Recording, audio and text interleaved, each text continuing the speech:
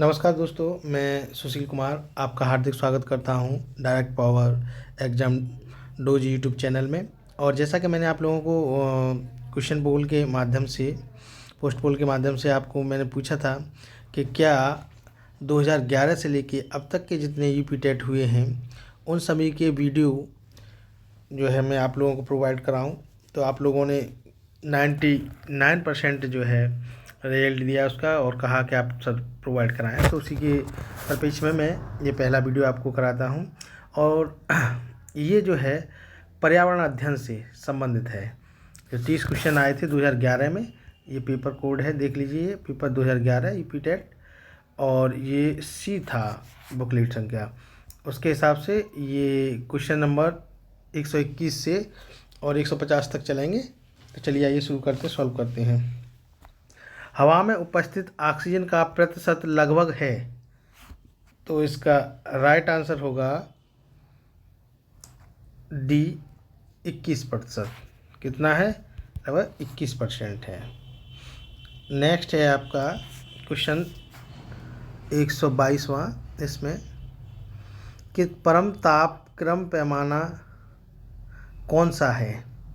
तो इसका right answer होगा ये केल्विन पैमाना। C option is right answer इसका।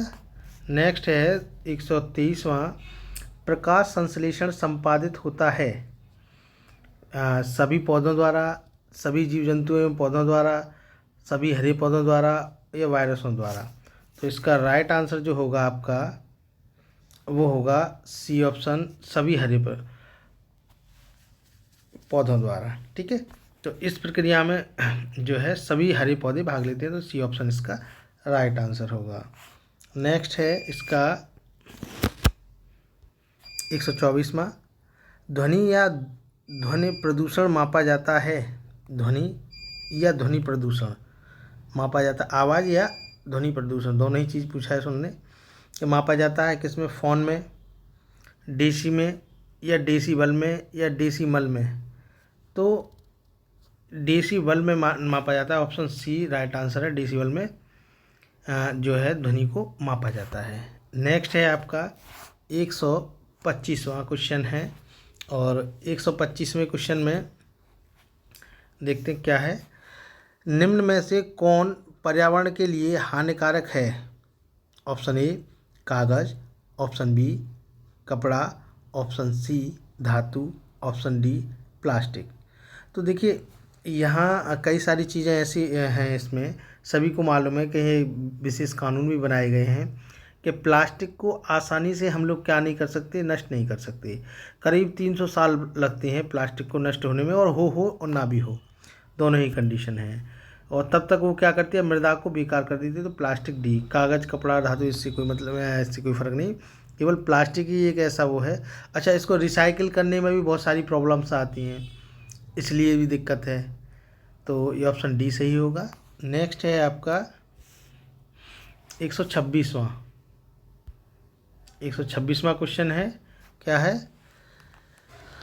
निम्न में से कौन विश्व उष्मायन का कारण है? यानी which of the following leads to global warming, यानी ग्लोबल वार्मिंग का कारण क्या है? जल प्रदूषण, वायु प्रदूषण, ध्वनि प्रदूषण या मृदा प्रदूषण।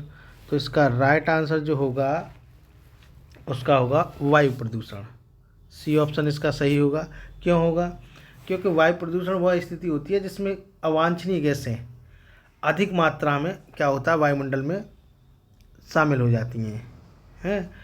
और वायुमंडल में जब अधिक मात्रा में हो जाती है तो वो क्या करते हैं, जो सूर्य से पराबैंगनी किरणें जो आती हैं उनको लौटने नहीं देती, अवशोषित कर लेती हैं। ठीक है, वैसे ओजोन क्या है, उनको रिफ्लेक्ट करके बाहर वापस भेज देती है अंतरिक्ष में। लेकिन ये जो बहुत सारी मात्रा में अधिक गैसें जो उसमें उपस्थित हो जाती हैं, वो क्या करती हैं, पराबैंगनी किरणों को जाने नहीं देती और अवशोषित कर लेती हैं, जिससे क्या होता है, पृथ्वी का जो है तापमान बढ़ता है। और जब पृथ्वी का तापमान बढ़ता है तो ग्लोबल वार्मिंग का खतरा प्रारंभ हो जाता है। तो सी ऑप्शन इसका राइट आंसर, वायु प्रदूषण। नेक्स्ट है 127वां। और 127 में देखते हैं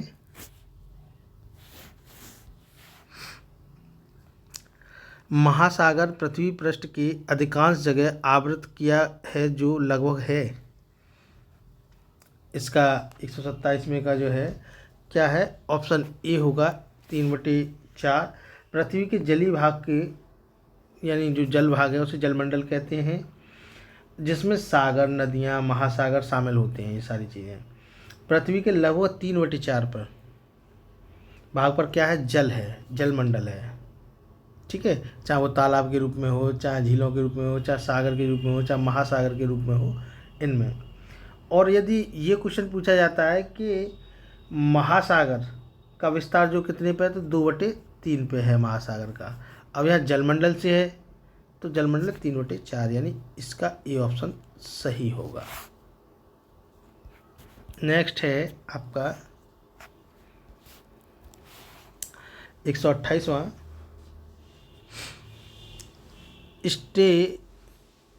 स्टेलेक्लाइट एवं स्टेलेग्माइट में निरपेक्षण होता है, तो इसमें कैल्शियम कार्बोनेट होगा। सी ऑप्शन इसका राइट आंसर होगा। नेक्स्ट है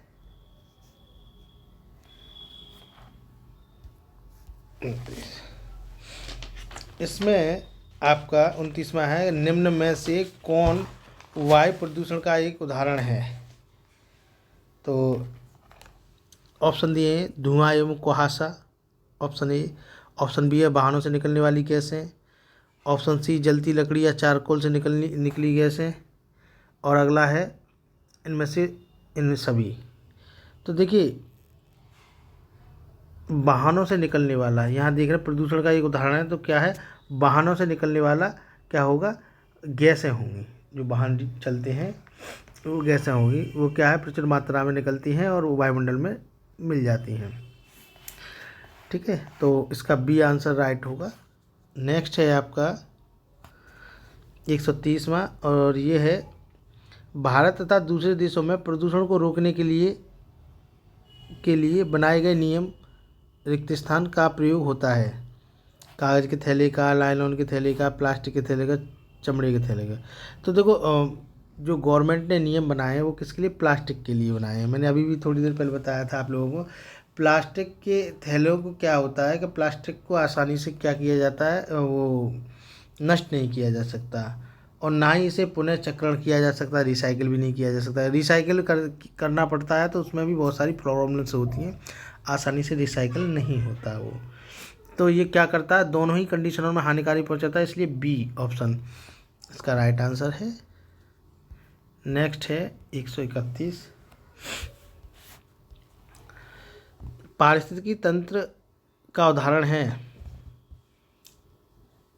तो ये कह रहा है जो है इकोसिस्टम जो होता है उसका उदाहरण वायु, तालाब, जल, मृदा।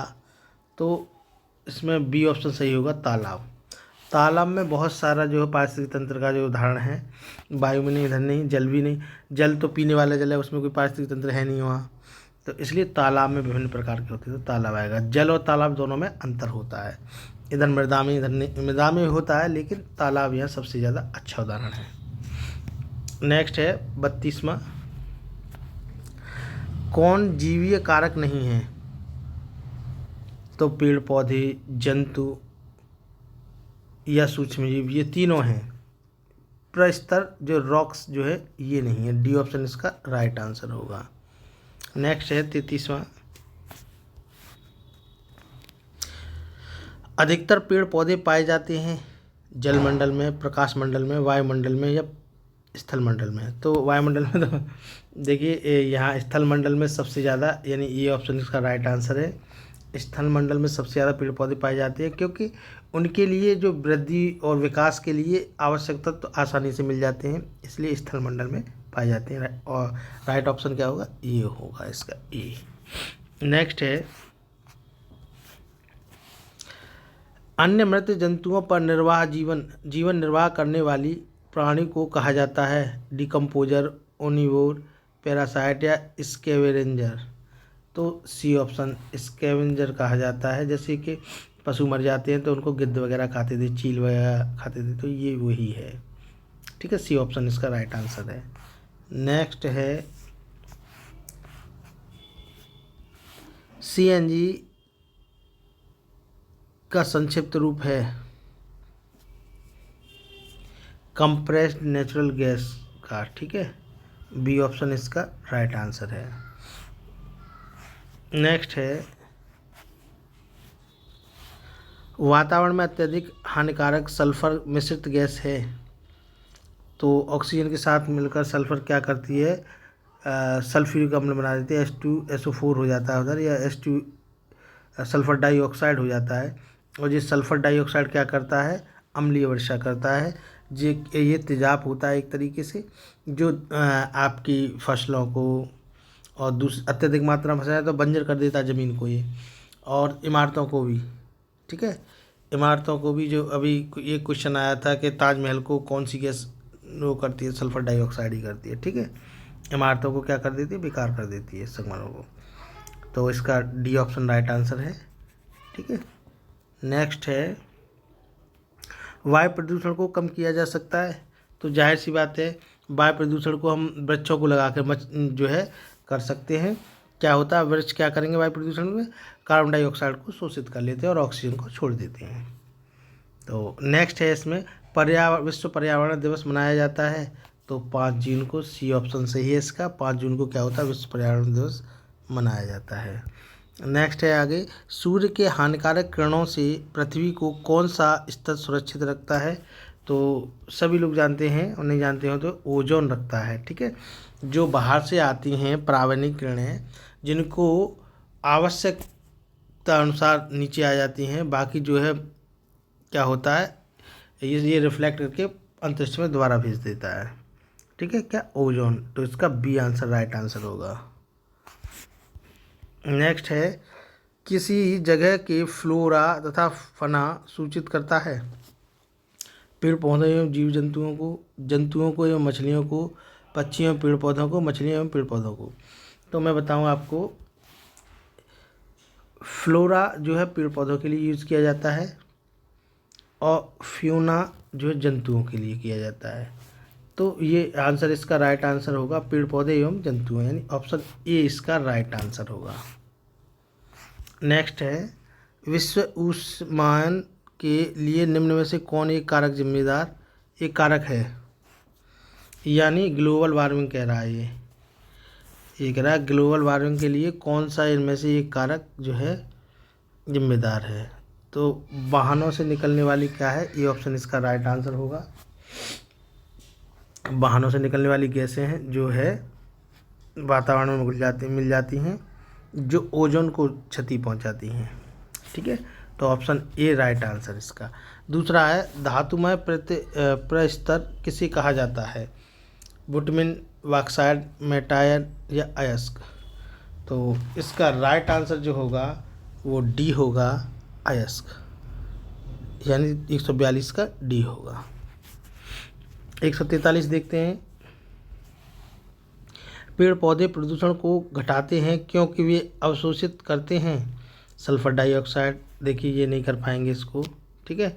ये क्या तेजाब होता है, कार्बन मोनोऑक्साइड, इससे भी नहीं, नाइट्रोजन नहीं, कार्बन डाइऑक्साइड, ठीक है। भोजन के रूप में क्या लेते हैं, वो कार्बन डाइऑक्साइड लेते हैं और क्या निकालते हैं, ऑक्सीजन। तो इसका राइट आंसर हो जाएगा बी। तो 143 का राइट आंसर बी हो जाएगा। नेक्स्ट है 144वां, भूकंप मापा जाता है। तो देखिए डेसिबल में क्या ध्वनि है, और ये कुछ नहीं, इनमें से रिएक्टर स्केल पर मापा जाता है, ठीक है। डी ऑप्शन इसका राइट आंसर होगा। नेक्स्ट है, महासागरों में जल स्तर वृद्धि का कारण है।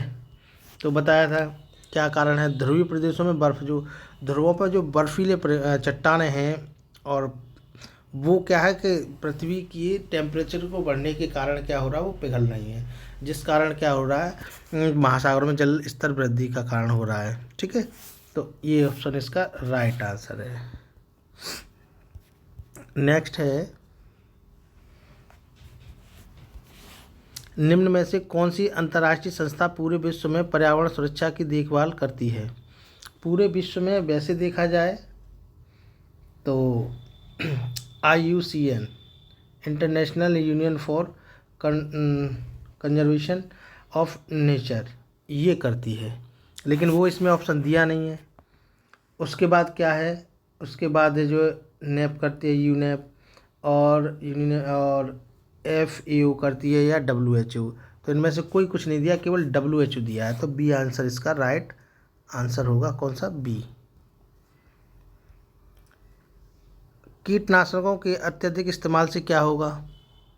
क्वेश्चन ये आपका 147वां है। कीटनाशकों के अत्यधिक प्रयोग से क्या होगा? वायु प्रदूषण, ध्वनि प्रदूषण, जल प्रदूषण में से सभी। तो केवल क्या होगा? सी, जल प्रदूषण होगा। क्या होगा कि अगर कीटनाशक हम खेतों में यूज़ करेंगे और फिर बारिश हो जाती है तो वो जल कहाँ चला? नालियों द्वारा, किसमें? नालों में चला जाता है, नालों द्वारा नहरों में, और नहरों के द्वारा समुद्र में। तो जल प्रदूषण होगा उससे। तो ऑप्शन सी सही है इसका। 148वां क्या कह रहा है, देखिए। लवण जो जल का अवशोषण करता है कहलाता है हाइग्रोस्कोपिक लवण, हाइड्रोफिलिक लवण, एनहासा लवण या हाइड्रोफोबिक लवण। तो इसका राइट आंसर जो है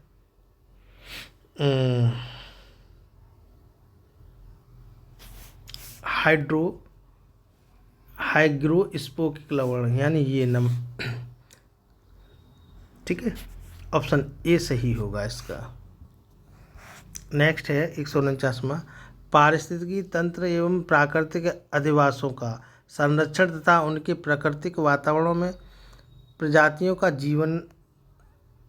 जीवनक्षम जनसंख्या रखरखाव एवं प्रतिप्राप्ति के लिए प्रयुक्त पद है।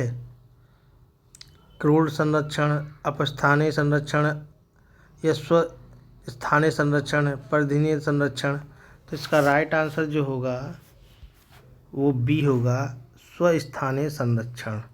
बी ऑप्शन इसका सही आंसर होगा। नेक्स्ट है, सामुद्रिक कच्छपों को जीवंत जीवाश्म कहा जाता है क्योंकि वे 150 मिलियन वर्षों से भी अधिक समय से पृथ्वी में उपस्थित हैं। भारतीय उपमहाद्वीप के जल भागों में पाए जाने वाले 5 प्रजातियों के समुद्री कच्छप यानी कछुओं में सबसे अधिक संख्या किसकी है? तो इधर जो है सबसे अधिक संख्या जो है वो ऑप्शन सी, ऑलिवर रिडले की है। ठीक है, ऑप्शन सी सही है। तो वीडियो आपको कैसे लगा, लाइक और कमेंट करें। ऐसे ही मैं साइकोलॉजी के और मैम आपके आज जो है 2 वीडियो डाल देंगे मैम, और साइकोलॉजी को मैं शाम को आप लोगों के लिए डाल ही दूँगा, मैथ के, और उसमें से मैम डाले हैं मैथ और हिंदी के। इसी तरीके से मैं प्रत्येक वर्ष के जो है आप लोगों को प्रोवाइड कराता रहूँगा। तो अगर वीडियो पसंद आए तो लाइक सब्सक्राइब ज़रूर करें और शेयर करें। धन्यवाद।